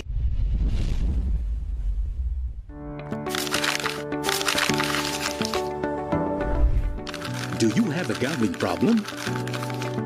To know more about PAGCOR's responsible gaming program, including its player exclusion program, visit www.pagcor.ph/regulatory/responsible.ph. A message of concern from the Philippine Amusement and Gaming Corporation. Pagsapit ng alas 12 bago ka mag-lunch o kaya nagla-lunch ka, dagdagan pa ang mga alam mo para hindi ka naman huli sa balita. Live sa DWIZ Manila at sa lahat ng DWIZ News FM sa buong Pilipinas, Luzon, Visayas at Mindanao. At mapapanood ng live sa Aliw 23 Free TV at sa lahat ng digital channel ng DWIZ. Ang Balitang Bayan. Mga balitang nangyari lang at kasalukuyang nangyayari. Balitang Bayan. Kasama ang opisyal na tagagising ng bayan, si Drew Nasino. Di ka aantukin kapag nalaman mo na ang latest sa Balitang Bayan. Sa patuloy na pagbabalita ng tama at paglilingkod ng tama. Balitang Bayan. Araw-araw, 12 noon. Balitang mas maganda pa sa good news. DWIZ, the better news. Pinalalakas ng PhilHealth ang suporta para sa mga Pilipinong may HIV/AIDS sa pamamagitan ng pagpapalawak ng kanilang outpatient HIV/AIDS treatment package. Mula sa dating 30,000 pesos, itinaas na ito sa 58,500 pesos kada taon na naglalayong magbigay ng mas malawak na access sa antiretroviral therapy at iba pang mahalagang serbisyong pangkalusugan para sa mga kumpirmadong kaso ng HIV, anuman ang kanilang kalagayang klinikal o immunological. Ang package na ito ay maaaring ma-avail sa 234 na PhilHealth accredited na DOH-designated HIV treatment facilities sa buong bansa. Noong 2024, umabot sa 1.66 billion pesos ang naipamahagi ng PhilHealth para sa 176,819 outpatient HIV/AIDS treatment benefit claims na nagpapakita ng kanilang patuloy na dedikasyon sa pagpapabuti ng kalusugan ng mga Pilipino. At yan ang balitang mas maganda pa sa good news, the better news. Mga balitang scoop exclusive! Mga balitang nangyayari pa at gusto mong malaman kung ano na ang latest scoop. Mga balitang hindi mo dapat bitawan at kailangan ng tutok. Mababalitaan lahat, hagip lahat sa DWIZ News Scoop! Naka-live sa Aliw 23 Free TV. Naka-live din sa DWIZ News. Naka-live din online. DWIZ Facebook, YouTube at DWIZ News website. Samahan ang buong puwersa ng DWIZ News and Research Team sa paggalugad sa buong bansa at buong mundo ng balita at impormasyon. DWIZ News Scoop! Maki-scoop 4 p.m. Monday to Friday kasama si Dennis Antenor Jr. DWIZ News Scoop! Bahagi pa rin ng inaabangan tuwing hapon sa DWIZ News Hapon Highlights. Nagbabalita ng tama, naglilingkod ng tama.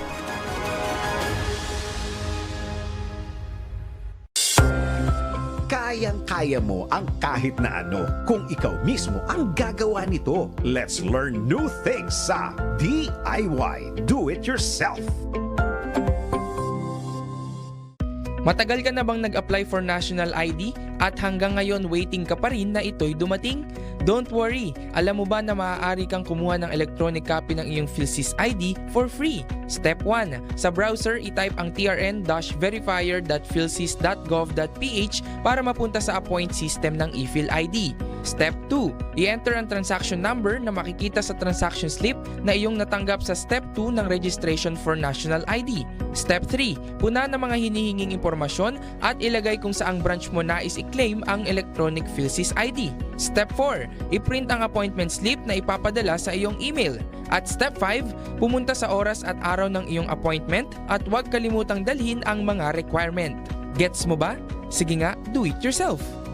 Nakaaway mo ba ang boss mo dahil sa isang bagay na work-related? May issue ka ba sa kumpanya na work-related at di mo alam paano i-handle? Kung problema mo ay work-related, kinig, nood at follow na sa DWIZ Work-Related. Kasama ang motivational speaker ng Pilipinas, si Lloyd Luna at ang kanyang mga expert na mga bisita sa DWIZ Sabado 3 p.m.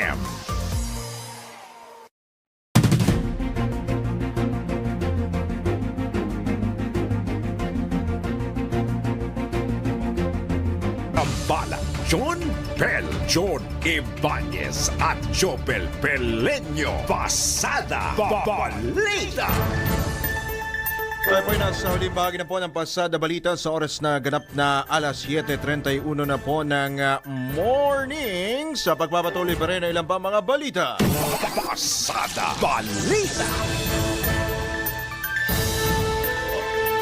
Arestadong Chinese illegal alien nakadetine at ipinoproseso na ang deportation.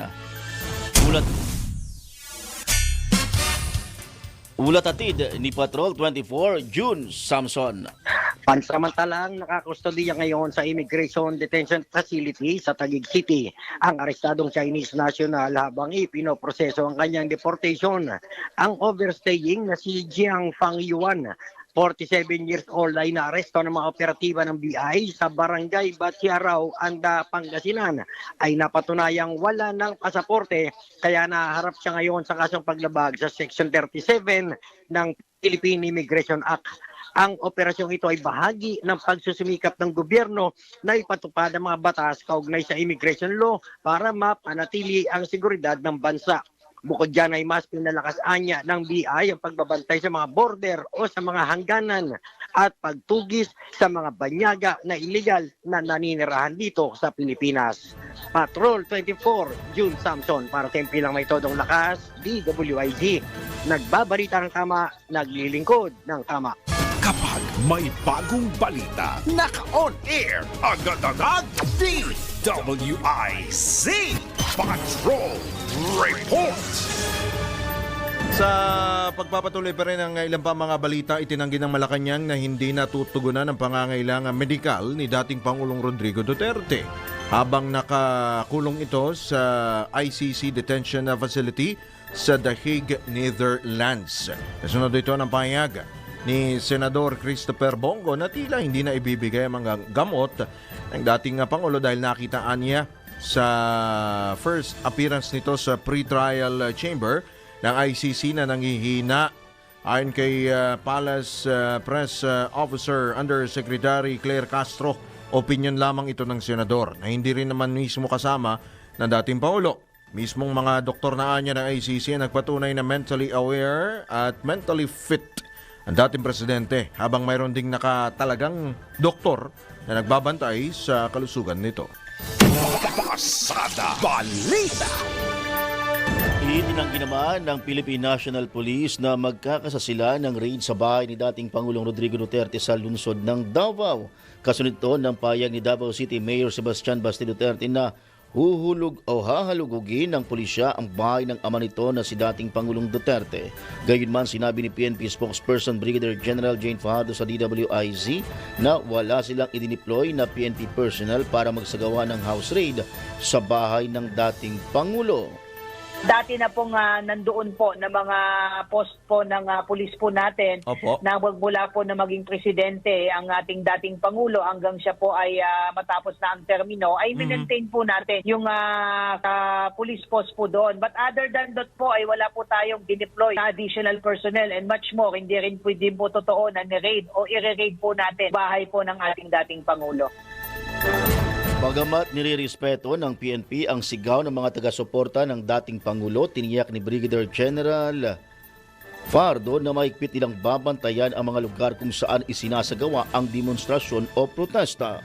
Kaya nirespeto po natin ang karapatan po ng ating mga kababayan na magpahayag po ng kanilang mga opinyon at damdam. At yan naman po ay lagi na natin sinasabi pagka may mga ganyan mga protesta, mga rally, ay ang ginagawa lang po ng PNP dyan ay bantayan po kung saan po yung kanilang mga engagement at rally sites para bigyan din po sila ng seguridad. Baka po may magtangkang manggulo sa kanilang mga hanay, at least nandyan po yung ating mga kapulisan. Ang tinig ni PNP spokesperson Brigadier General Jane Fajardo sa panayam ng DWIZ. Pasada Balita. 35 sandali makalipas ang ikapito sa pagkakataon ito, tanggap pa tayo ng pag-uulat mula sa labas ng impilan.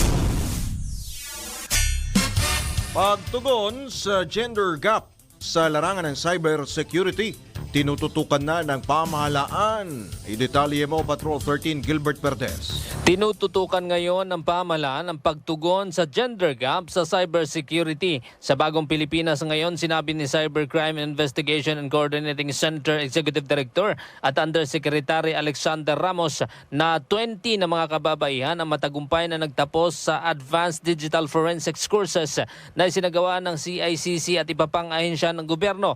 Ayon kay Ramos, dapat ang cybersecurity ay isang larangang bukas para sa lahat. Anya, hindi ito isinagawa dahil lamang sa Women's Month, kundi dahil matagal na nilang nais hikayatin ang mas maraming kababaihan sa nasabing sektor. Ibinida rin ni Ramos na 100% ng mga nagtapos ay pumasa sa parehong qualifying at final exams. Patunay na kayang-kaya ng kababaihan ang nasabing larangan. Dagdag pa ni Ramos, patuloy na magkakasa ang CICC ng mga gantong pagsasanay upang mas maraming Pilipino, partikular ang mga babae, para maging eksperto sa cybersecurity at mapalakas ang proteksyon laban sa mga cybercrimes sa bansa. Patrol 13, Gilbert Perdes para sa Himpilang May Todong Laas. DWIZ, nagbabalita ng tama, naglilingkod ng tama. Kapag may bagong balita, naka-on air, agad-agad, DWIZ Patrol Report. Speaking of online, itinanggi ng Philippine National Police ang balitang nagbitiw sa pwesto si PNP CIDG Chief Major General Nicolas Torre III. Kasunod ng magkakaaresto kay dating Pangulong Rodrigo Duterte noong Marso 11. Ayon kay PNP Public Information Office Chief Colonel Randolph Tuanyo, ang mga post na kumakalat sa online ay ang pagbibitiw ni Major General Torres sa kanyang panunungkulan sa Quezon City Police District noon pa pala. Ang dahilan anya ng resignation ni Torre noong hepe pa ito ng QCPD ay upang bigyang daan ang investigasyon ng road rage incident sa Quezon City na kinasangkutan ng isang pulis at isang siklista. Iginit pa ni Tuanyo na nais patunayan ng nooy QCPD chief na wala silang pinagtatakpan at nais niyang ilabas ang katotohanan. Nabatid na si Torre ay nagsilbi ng warrant kay dating Pangulong Digong. Pasada Balita. Handa namang makipagtulungan ang Philippine National Police sa anumang imbestigasyon ng Senado kaugnay sa pagkakaaresto kay dating Pangulong Rodrigo Duterte. Ayon kay PNP-PIO Chief Colonel Randolph Tuanyo, dapat sa korte pag-usapan ang proseso ng pag-aresto at nanatili silang support role sa Philippine Center in Transnational Crime. Ginawa ni Colonel Tuanyo ang payag matapos igiit ni Senator Amy Marcos na mahalagang matukoy kung dumaan sa due process ang pagkakahuli sa dating Pangulo, lalo na at sangkot dito ang Interpol at International Criminal Court. Matatanda ang tinulungan ng PNP ang Interpol sa pagsisilbi ng arrest warrant ng ICC laban kay dating Presidente Duterte dahil sa crimes against humanity kaugnay sa kanyang drug war campaign. Pasada Balita. Nabantayan naman ng National Bureau of Investigation ang 20 vloggers na inaakusahan ng pagpapakalat ng mga fake news sa social media. Ito ang kinumpirma ng NBI Director Jaime Santiago kung saan mayroon ng listahan ang ahensya ng mga vloggers at ng kanilang mga pinopost online. Isang vlogger anya ang mula sa Amerika habang dalawa naman ay may kinakaharap na arrest warrant. Tiniyak din ni Santiago na tinitignan pa nila ang posibleng kaso na maaring isampa laban sa mga nasabing individual tulad ng cyber libel at inciting to sedition. Kaugnay nito muling pinaalalahanan o pinaalala ng hepe ng NBI na mayroong limitasyon ng freedom of speech at freedom of expression. Pasada Balita. Kinalampag ng mga biktima ng War on Drugs campaign ng nakaraang administrasyon ang Department of Justice na magkaroon ng hiwalay na investigasyon sa naganap na extrajudicial killings. Umaasa ang mga biktima na hindi lamang matatapos sa pagkakaaresto kay dating Pangulong Rodrigo Duterte ang paggulong ng hustisya, kundi dapat managot din ang iba pang opisyal na nagpatupad ng anti-drug war. Partikular na rito sina Senator Bato de la Rosa na dating hepe ng Philippine National Police at dating PNP Chief Oscar Albayalde. Bagamat aminado ang mga ito na matagal na proseso ang paglilitis ng ICC, naniniwala silang isang malaking hakbang ang pagkakahuli sa dating Pangulo para makamit ang katarungan para sa kanilang mga mahal sa buhay. Sa ngayon, wala pang inilalabas na arrest warrant ang ICC laban kina Senator De La Rosa at Albayalde. Pasada Balita. Ilinaw naman ni Attorney Joel Butuyan, isang accredited lawyer ng International Criminal Court na nais lamang ng naiwang pamilya ng mga biktima ng extrajudicial killings na makonvict at makulong si dating Pangulong Rodrigo Duterte. Ayon kay Attorney Butuyan, hindi nais ng mga pamilya ng sinasabing biktima ng war on drugs na mamatay agad o bawian ang buhay ng dating Pangulo. Bagkus ay maranasan nito na magdusa sa sinasabing mga kasalanan nito. Nais din anya ng mga ito na maramdaman ni Duterte ang lamig ng mga rehas sakaling makonvict ito. Bigyan din pa ng abogado na sakaling mapatunayan ang mga ibinibintang sa dating Pangulo, makukulong ito sa isang pasilidad na miyembro ng International Tribunal. Samantala, sinabi naman ni Butuyan na malabong makulong sa Pilipinas ang sinumang Pilipinong makonvict sa ICC dahil hindi na nga nakakomply ang mga kulungan sa bansa sa international standards. Pasada Balita.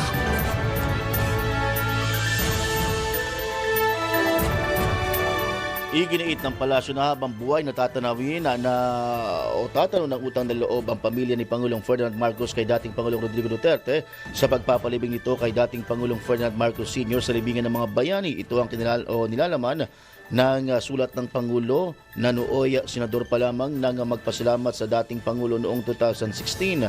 Ibinahagi ni Palace Press Officer Undersecretary Claire Castro ang liham bilang tugon sa banat ni Davao City Mayor Sebastian Duterte na walang utang na loob si Pangulong Marcos. Kaso 2016 pa pala to, dapat may bago. 'Di ba? Binigyan diin ni Yusek Castro na hindi dapat isangkalan ng utang na loob para pigilan ang pagpapatupad ng batas.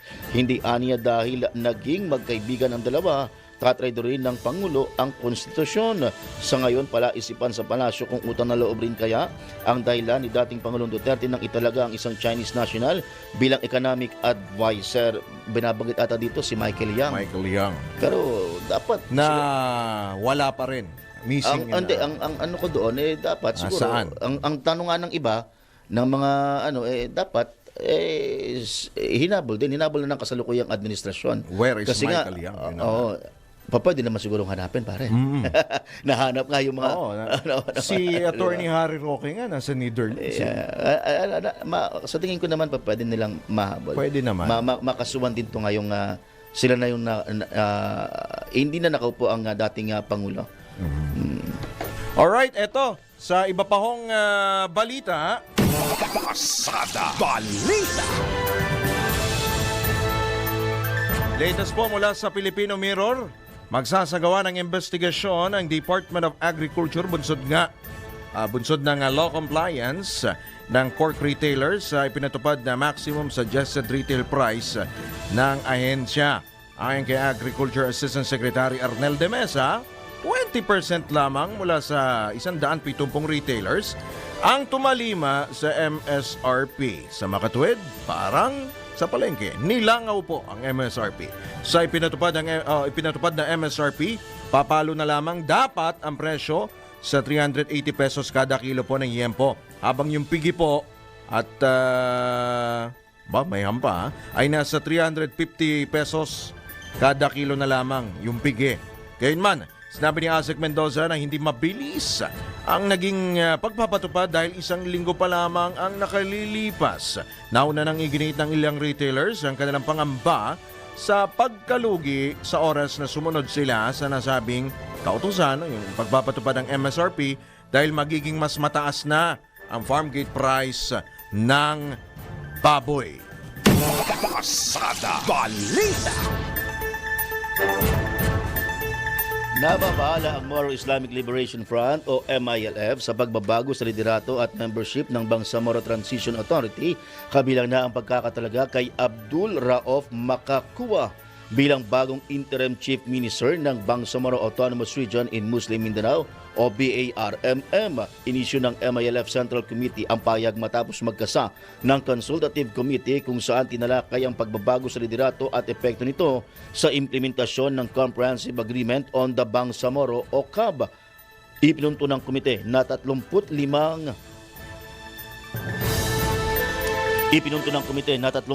lamang sa 41 pangalan na inendorso ng MILF ang itinalaga ni Pangulong Ferdinand Marcos Jr. salungat sa Section 2, Article 16 ng Bangsamoro Organic Law. Isa pang paglabag sa CAB ay dapat pinangunahan ng MILF ang BTA.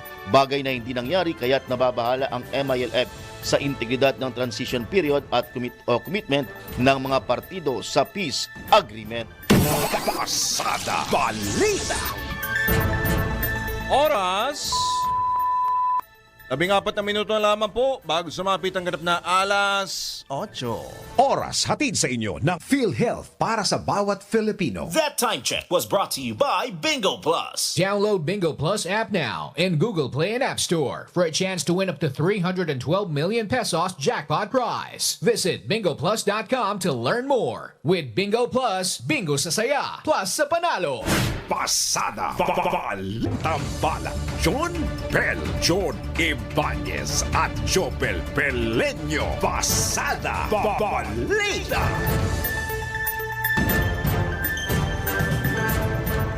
Mga balitang dapat alam mo kahit sa labas ng bansa.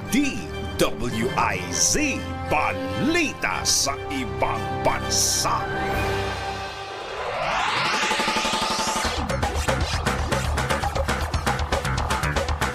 Nakakatakdang magpulong ngayong linggo sina US President Donald Trump at Russian President Vladimir Putin upang pag-usapan ang ceasefire sa Ukraine-Russia war. Ito na ang ikalawang pagkakataon na magkakausap ang dalawang leader simula nang bumalik sa White House si Trump. Kumpiyansa naman si US Envoy Steve Witkoff na magkakaroon ng maganda at positibong resulta ang pag-uusap o pulong ng dalawa ngayong linggo. Una nang pumayag sa kasunduan ng Ukraine habang suportado naman ni President Putin ang panukala pero naglatag ng ilang kondisyon. Pasada Balita sa mundo ng palakasan. Ang latest malalaman sa DWIZ Sports News. Nakapagtala si Carlos De Imos ng panibagong national record sa 20-kilometer race walk. Tinapos ni De Imos ang karera sa loob lamang ng 1 hour, 30 minutes at 3 seconds. Binura ng manlalaro ang record ni Michael Imbuedo na 1 hour, 33 minutes at 5 seconds noong May 10, 2009. Bukod kaya De Imos, lumaban din sa Asian Race Walk Championship si Alana Halagueña. Pasada Balita. Balitang pangkalusugan. Eto nga, marami pong Pilipino ang nahihirapan sa pagtulog. Maaring dahil sa pagod at stress. Pero alam nyo ba na may mga pagkaing nakatutulong para po maging mahaba at mahimbing ang atin pong tulog. Kabilang na po dyan, ang saging po. Kaya kailangan yan. Mayaman ito sa, sino bang sumulat ito? Tryptophan at carbohydrates na nakatutulong sa produksyon ng serotonin na kailangan ng ating katawan para mabawasan ng stress. Ikalawa po ang chamomile tea. Ang mainit na tsaang ito ay nagpapakalma sa kalamnan na nakatutulong sa mas mahimbing na pagtulog. Ikatlo, gatas, of course. Ang pag-inom po ng gatas bago matulog ay tradisyonal na rekomendasyon para po sa mas mabilis na pagtulog dahil nagtataglay din ito ng tryptophan na mabilis makapagpaantok. Sa pamamagitan ng pagsasama ng mga pagkaing nabanggit sa araw-araw na diet, mapapabuti nito ang kalidad ng pagtulog at mapapanatili ang malusog po na pangangatawan. Pasada Balita. Ito na ang latest, bagong-bago, fresh na fresh. DWIZ Showbiz News. Magiging bahagi ng upcoming historical film na Quezon ang Scottish actor na si Ian Glenn. Gaganap si Ian Glenn bilang si Leonard Wood, ang United States Army Major na nagsilbi bilang Governor General ng Pilipinas. Nakilala ang aktor sa ginampanan nitong role na Sir Jorah Mormont sa series na Game of Thrones. Una nang inanunsyo ng TBA Studios na si Jericho Rosales ang gaganap bilang Manuel Quezon sa biographical historical movie na bahagi ng Bayani Verse. Pasada Balita. Balitang pangkalakalan. Nakapagbayad na ng utang ang Pilipinas. Batay sa huling datos ng Bureau of Treasury, umabot umabot sa 2 trillion pesos ang binayarang debt obligations ng bansa noong nakarang taon. Mas mataas ito kumpara sa mahigit 1.6 trillion pesos noong 2023. Ayon sa BTR, nasa 763.3 billion pesos ang binayaran para sa interest payment habang 539.8 billion pesos naman para sa domestic debt. Samantala, umakyat naman sa mahigit 1.2 trillion pesos ang amortization o repayment ng loan principal. Pasada Balita.